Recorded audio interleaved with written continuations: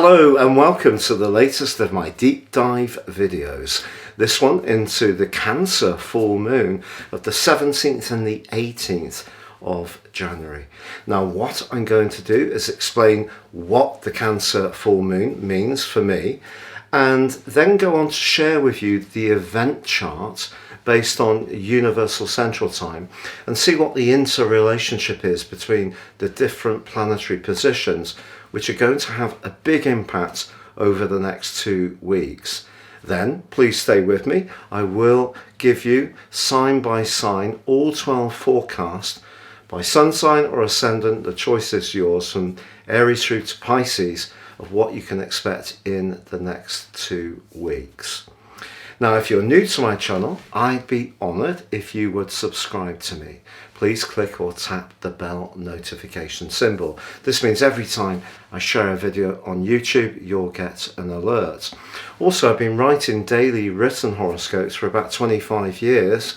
And if you'd like to get your free daily horoscope fired to your device each morning, please see the link beneath this video. Now, we're in year 2022, but you can buy your 12-month forecast. From the time of your order, you'll get a full 12 months.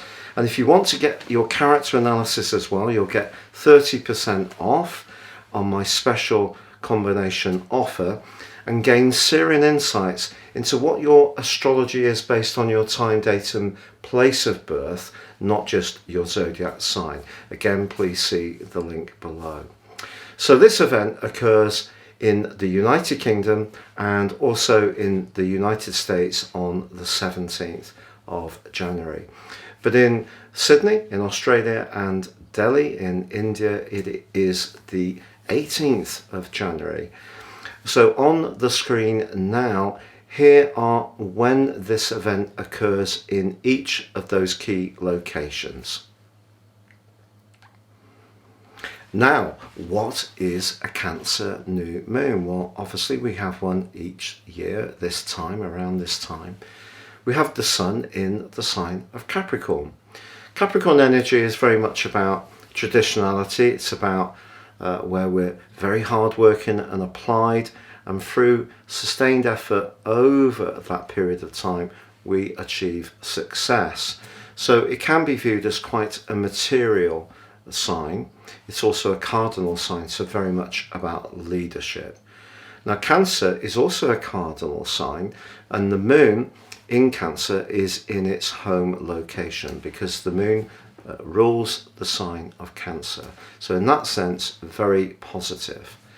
It's just that if the moon was in Capricorn, it would be in its detriment, because that's the opposite of the sign, the opposite sign of the one that it governs.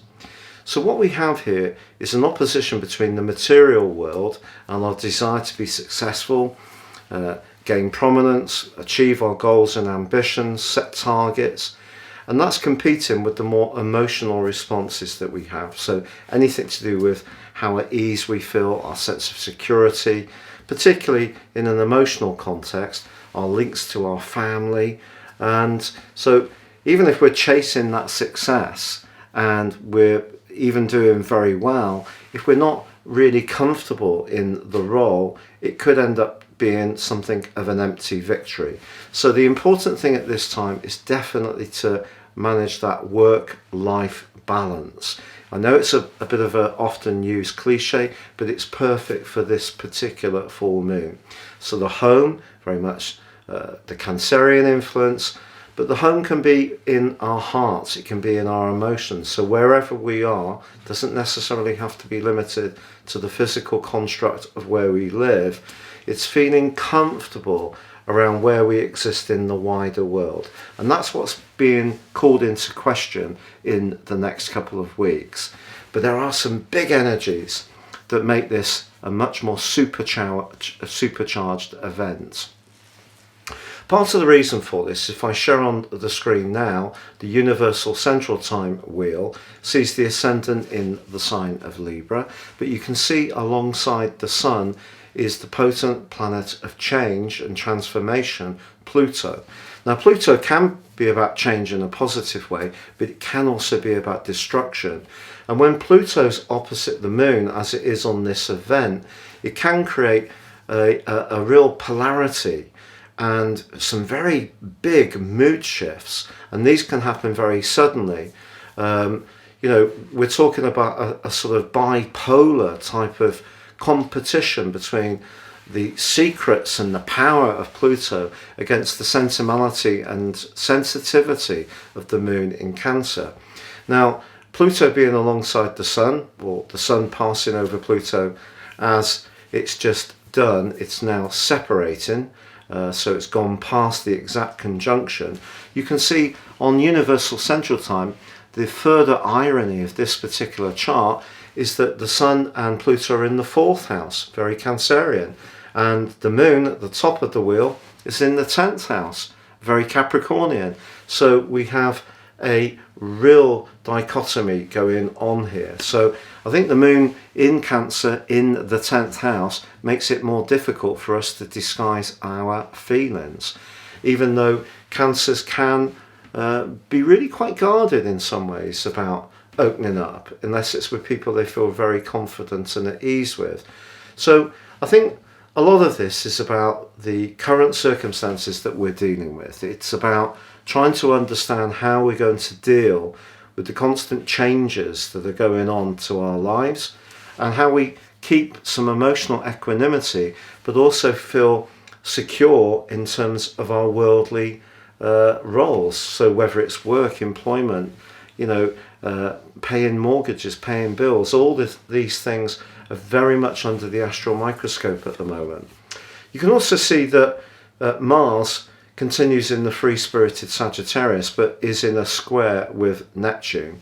That can be quite a dissipating energy because Mars is buccaneering in Sagittarius and then meets the steamy mist of Neptune, which is in the 5th house. The 5th house very much to do with love and romance. You can see that Jupiter is also the other co-regent of Pisces, back in the sign as it has been since the last 3 days of last year, and that's in the 5th house too. So on the face of it, two lovely connections there in the 5th house.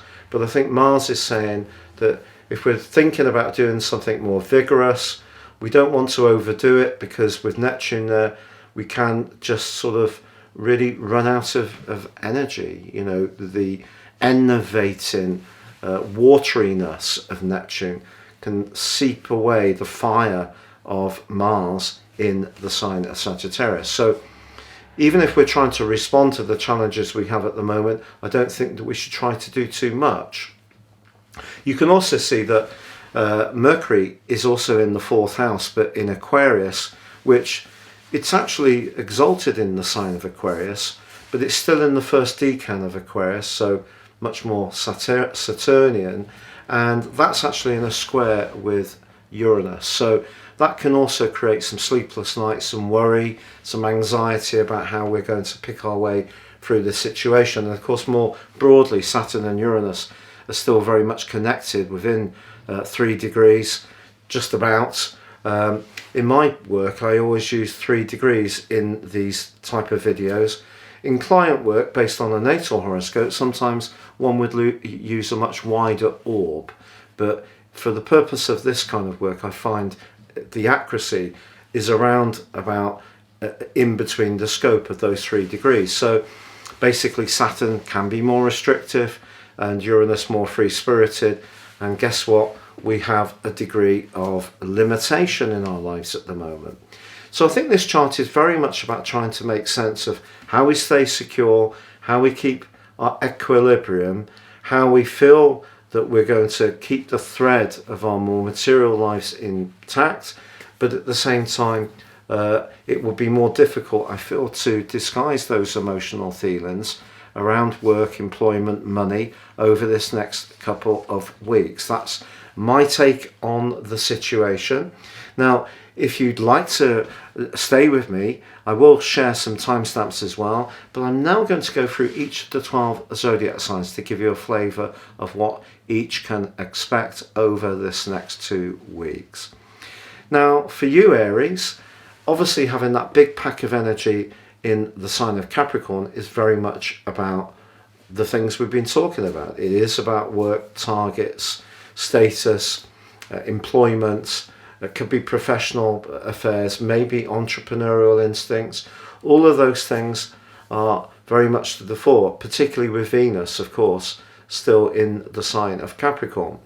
But it doesn't mean to say that you shouldn't make progress or set your sights high still. It's just saying make sure it feels right. And that's particularly true for your year because of it starting with Neptune and Jupiter in your 12th house. So be guided by your 6th sense, that psychic antenna that I feel a lot of Aries people have but may not necessarily relate to, because people are always reading the Aries about people who just plow in, don't worry, just go for it in a very dynamic way. And I feel that this is a very simple characterization of your sign. I think you're much more evolved than that. I think you have the courage to go for it sometimes when others may think twice. But with your ruler Mars compromised on this particular event, it is vitally important that if you are thinking of expanding something, you do think about all the different downsides as well as the potential upsides. But keeping that equilibrium for you is just listening to your instincts. Let it guide you in all that you're trying to do, whether it is about a relationship, about money, about your employment prospects, and you will come through this fine. Now Taurus, that cluster of energy in the sign of Capricorn, is very much about change. Uranus in your sign emphasizes that change. We do have a lovely link in this chart between your ruler Venus and Uranus in your sign. So some excitement around your love life is possible. Perhaps the key over this next couple of weeks is deciphering what people really mean, because I think someone could be very persuasive, very charming, could be around a job. Maybe it will be someone that you take a shine to, and maybe this will happen quite quickly with Uranus and Venus in the mix. Or maybe in an existing relationship you're being prompted to try to change things up a little bit, bring a little bit more variety and spontaneity to the party. And if you're someone who really likes your routines and is very happy with those routines, but you feel in some ways your life's not very dynamic and exciting, well, the way to change that is by making some changes. So I think this chart is saying to you that change may feel a bit scary for a lot of Taurus people at this time. Perhaps not so much if you have got some more Aries energy or Gemini energy in your chart, which is entirely possible. But if you're someone who's got a lot of solid Taurus or second house energies, the continuity that you really enjoy in your life could be holding you back a little bit. So I think that this full moon's laying down the gauntlet to you and saying, look, is there an opportunity to be much more spontaneous in your approach? Now, Gemini, your ruler, of course, is Mercury, and that's pretty close to Saturn. And there will be people that will claim that this is going to be really difficult, particularly as Mercury is, of course, now in the retrograde. But, do you know, retrogrades are an opportunity to rethink, to recalibrate, to reset, sometimes to research. And in the sign of Aquarius, your sister air sign, very much anything to do with knowledge could be part and parcel of what you're contemplating at this time. So a contractual matter, doing some research, writing, publishing, all these things, if you take them really seriously because you feel they're valuable to you, well, Saturn will give you a reward. If you're letting Saturn inhibit you, or you're reading stuff about Mercury retrograde, you can't possibly do anything with Mercury retrograde, try to overcome that, because it's just not true. But the full moon itself is for you about balancing the ins and outgoings. And we know that lots of things are going up in cost. And also at this time of year, many of us are feeling the expense of the expenditure of Christmas, which is, you know, part of the process that we all go through. So balance in the books could be in your thinking. There is the potential for some decisive and very positive changes around your long-term finances, because maybe by listening to your instincts, Uranus in the 12th, linking with Venus in the 8th, some kind of windfall can come to you. But because the Moon and Pluto particularly are opposite, you may feel a bit of a dilemma. Maybe you have an opportunity to earn money. Maybe it's doing something that you're very skilled at. In fact, you're so skilled at it, you can do it standing on your proverbial head.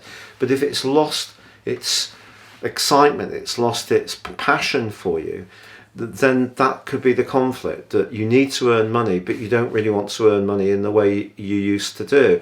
So Mercury being close to Saturn could see you, particularly in its retrograde, thinking about retraining or refocusing your old experiences and skills, knowledge in a new way. So that's really the picture for you. There is, of course, Mars is in your 7th house, which can lead to some exciting interaction in relationships. But with Neptune high in the sky on your sector of work, perhaps that's a clue of how you're not quite sure how to unblock the logjam, of doing something that really engages you, that pays okay, that you feel comfortable with and works in terms of the worldly environment we're living in at the moment, but also you can balance those books. So, there's lots of artisans, including many astrologers, including myself, who do what we do because we love it. We don't necessarily do it for the dough.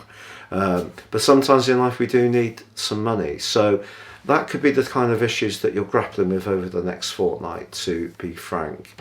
So Cancer, for you, obviously Pluto and the Sun and Venus are all in your 7th house of relating.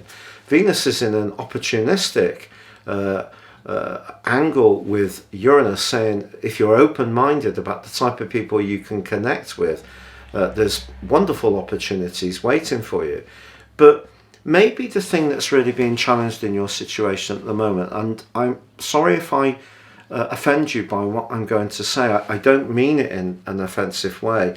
I have a very Cancerian nature. I have a lot of 4th house in my natal chart, and in my draconic or spirit chart, it is very Cancerian. My midpoint is Cancer, and my moon's there as well. But what I would say to you is that Cancer people can have a tendency to try to control situations to such a degree that you remove any risk because of your dislike of conflict. But it's possible that some conflict could come up over the next couple of weeks, and it could be in your family situation. It may be around a close emotional relationship. It may relate to a property matter. It's possible that the way that other people perceive you is vastly different to how you perceive yourself. So what I would say is that if something does come up which is a little bit more challenging, and you find yourself wanting to retreat quickly into the ocean behind you, and of course I live by the sea now, so very connected to the sea, try to actually take a breath, turn around from the sea and walk towards the situation that requires to be overcome, and try to discuss it. Try to listen to where the other person's coming from, and even if they're being a bit fierce, understand that that energy may have built up over a period of time before it reaches this point of ventilation. Or is it you who's about to shock somebody with your forthrightness? Because when things really bug you, you can give people a mighty nip with your pincers. So for me, there's an opportunity to challenge the way you deal with challenges. That's what I feel this full moon's about, but particularly in relationships. But that doesn't necessarily just have to be in an emotional or romantic tie. It can be in all sorts of relationships. Are you inclined to dominate the narrative a little bit in your relationships? And are people sort of like turning away slightly? They're not falling out with you, they're just not quite engaging with you because they feel that you're just trying to control things a little bit. So I'm very, very sorry if that is a little bit hard to hear. As I say, I'm very Cancerian in my nature, love my home, not so keen on conflict myself, but sometimes if we don't deal with conflict, it then becomes like a black blood in our system. You know, it becomes poisonous. And I think if there is an opportunity to ventilate some issues in your situation, then do so. And by all means, do advocate your position with power. With Pluto on the Sun, you've got a good chance to do that. But don't overdo it. Don't use the power of Pluto to crush someone else just simply because they may have different tastes or mores or an approach to you, because they're just as entitled to have that approach as you are to have yours. Now, Leo, for you, the moon is in your 12th house, which is deeply and highly emotional and sensitive, and therefore probably one of the trickiest full moons of the whole year, just being honest. And Pluto and the Sun in their opposition to the moon are in your 6th house. So that's very much to do with life's practicalities, work, organisation, you know, making sure that the kids get to school on time, that the milk bottles go out, the recycling goes out on time, all these kind of fundamental practical things. Pluto and the Sun can be very good for you, to be honest, and maybe you're reforming parts of your approach. Now, it could be around the amount of exercise you get, it could be what you're cooking, it could be the nutrition that you're gaining, you could be learning a lot of transformation around those areas. Or is it work that's calling out to you? With Venus forging a brilliant link to Uranus, then perhaps a relationship that you have, perhaps someone you've known in the past, there could be a surprise reconnection and an opportunity to go again, and that may get you thinking. What would stop you? Well, fear, anxiety, a tenderness, because the moon is in such a sheltered position in the 12th house. Maybe it will inhibit you in some way. And with Mercury in retrograde in your 7th house of relating, and Saturn and Mercury squaring with Uranus, something new, different and challenging may actually feel a bit scary. One of the things I find with Leos is that I am very, very close to someone I've known for over 30 years, whose birthday is the 4th of August. Absolutely lovely person and typically charismatic. But Leo people like to work with others more than Leos perhaps care to know. So if there is a lack of someone that you can collaborate with at the moment, it could leave you feeling a little bit isolated. But this is just the time when really seizing change and embracing it could actually be very therapeutic. So even if it feels a little bit scary to apply for a job in a different sector or a different organisation, or start your own business, offer services, it actually could be one of the most exciting things you ever do. So the moon in the 12th house could just be stirring up all your fears, particularly in its opposition with Pluto.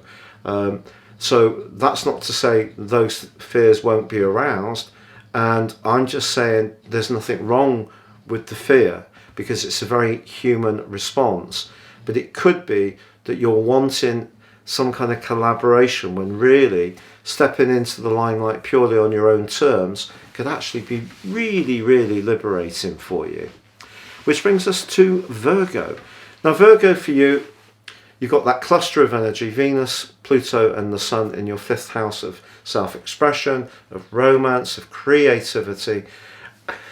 And therefore the moon for you is in the 11th house of the connection to others. So friends, group activities. So the Capricorn energy for you is a bit more individualistic. The Leo energy, the Cancerian energy, much more about the others, how you link with people in general. So I think your time management is something that you may want to look at over the next couple of weeks. You may find that you're quite popular in this next fortnight, even more popular than normal. And if you do, especially with Jupiter in your 7th house now, which is delightful, and that glorious link between Venus and Uranus, perhaps some surprise invitations will come in. But I think your maxim for the next couple of weeks is you can't please all of the people all of the time. And if you are in one of those relationships which is not working so well, I think Mars in your 4th house tangling with Neptune in your 7th could mean that things are as clear as the proverbial mud. But keep going, because your ruler Mercury may be in retrograde, but it is in that close connection with Saturn, and your natural ability to discriminate and decipher what people really mean, and to rinse off all the sort of peripheral influences and just get down to what really matters. That forensic attention to detail can actually be your gift at this time, but don't use it to such a degree that you don't see the mass, the big picture. But that's where you're fortunate, because the moon in Cancer can help you to embrace that really quite well. Which brings us to Libra. Now Libra, Cancer, your chart in a way is really fascinating, because we have the collection of energy in the universal central time in the 4th house. That is an area, as you know, that I've been discussing with you non-stop for the last few years. And of course the ascendant of this chart is in your sign. So the moon being at the top of the chart in the 10th house, you'll be thinking, what's new? You know, trying to balance what you need to do for you, for your worldly goals and your personal standing against the demands and needs of those around you, or trying to make sense of your own emotional needs when, you know, because you are an air sign, it's been so easy over the years to be utterly charming, very skilled at deflecting and diffusing issues and tensions by very often pouring oil on burning water, is it? I'm not sure if that's the right saying, but certainly using your diplomacy with great skill. But the problem with that is it takes away some of your power, and that's really been the theme. In this chart, the part of fortune is actually beautifully in your 7th house, and also the midpoint between the sun and the moon is in the 7th house, so very Libran. So there are opportunities definitely at this time, but I feel that you're still being asked to set those boundaries firmly. I'm sorry if it sounds like a bit of a repetitive theme, but I don't think it's just at home. I think it could be professionally as well. It's all very well being a good egg, but it's no good being an exhausted battery hen. You want to be thoroughly free range, and smelling the air, laying those eggs when it suits you, not when it's demanded of you. So that is really the key. So whether it's professionally or personally, setting your boundaries so that you're not being too much of a people pleaser is important, and knowing that however much you can quell storms by tuning into others, how much are they tuning into you? That's the question I would like you to ask yourself over the next couple of weeks. Which brings us to Scorpio. It's all about communication these days, isn't it? With the digital appliances that we use and our mode of interacting. Very instant, very intense. Your modern higher octave ruler of Pluto right on the sun just separating, but Pluto very close to being in an exact opposition with the moon. If there are some deep things that haven't been said that you're kind of angling to get off your chest, you know, you can be very to the point when you make observations on others.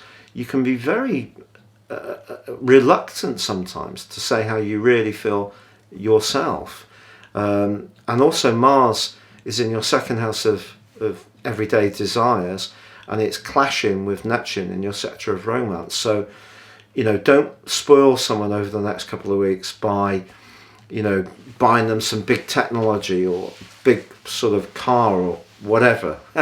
Maybe a model car in my case, but whatever you may be tempted to do around digital kit or whatever, if there's someone you really think a lot of, I would try to just focus on meetings of minds rather than anything else. However much we fancy someone, however much we love someone, if they're our family, it's the communication which is really the key. This next couple of weeks could be quite intense, but that doesn't mean to say it will be bad. But I think you might surprise people by actually fessing up a bit more about how you feel about something that up until now has been quite a complex, even deeply private issue. But just be aware, someone else could be as equally frank and outspoken to you in a way that you're not expecting. Which brings us to Sagittarius. Cluster of energy in the second house for you, Venus, Pluto, the Sun. I'm hoping that there has been some movement for you around your finances recently, which would be wonderful. Mars right at the top of this chart, in your case the 8th house, is very much about your direction of travel. So savings, pensions, investments, healthcare, cover, all those kind of things you could be looking at over the next couple of weeks, and setting up some things that protect you in a really positive way. If finance is much more tricky at the moment, perhaps because of COVID, Uranus continues to encourage you to be as flexible as possible, and you're one of the most flexible of all the signs. Flexible as possible about how you may apply your skills and knowledge in a way which helps others, the 6th house. And that can be through tech, it can be through the digital world, it could be through some kind of teaching or training, especially practical teaching and training. But that Neptune in your 4th house of home and emotion, squaring with Mars in your sign, there may be something or someone you're desiring at the moment, but ask yourself this question: are they really sharing the same set of values as you? Because I feel people can come from very different backgrounds, culturally, financially, even in terms of those old class sort of metaphors that used to be out there. But all those things can be overcome if we've got very similar core standards or values. And if the answer is you don't have similar values to someone you're trying to collaborate closely in a business, a romance, a sexual relationship, it could be problematic for you over the next couple of weeks. So you do need to stay clear-minded, I feel. Capricorn, well, for you, this chart is all about what you want to do as an individual, and the moon saying to you, but what do other people think about that? And someone may let you know that they don't think a great deal, that you're so preoccupied with what you want to do at the moment. And because Saturn, your ruler, is very close to Mercury in your 2nd house, it could be an issue of money that comes up. Of course, you do have Jupiter now in your 3rd house of everyday communication, and that's very expansive and positive. But I feel that Neptune's linked with Mars in your 12th house. There's still this psychological stuff that's swirling around you. It's been going on really for some weeks. So as much as you're trying to take some steps forwards into the present and go forwards with ideas that are important to you in the here and now, something from your past keeps niggling away. It's like that little stone, a mysterious, elusive stone in our shoe that we stop in the middle of the street and we're hopping as we take our sock off and, knock our shoe out and put our sock back on, and I can't get rid of it. That little piece of grit, so irritating. And that may kind of be how you feel if you just want to focus totally on what you want to do. It may be somebody else that's got the issue, or somebody sees you in a very different way. Maybe someone sees you in some dark ways. Pluto, maybe they see you as someone who uses power not always in a positive way. And the moon being in your opposite sign is saying that whatever we do as individuals, the reflection we get back from others is a very important part of our process.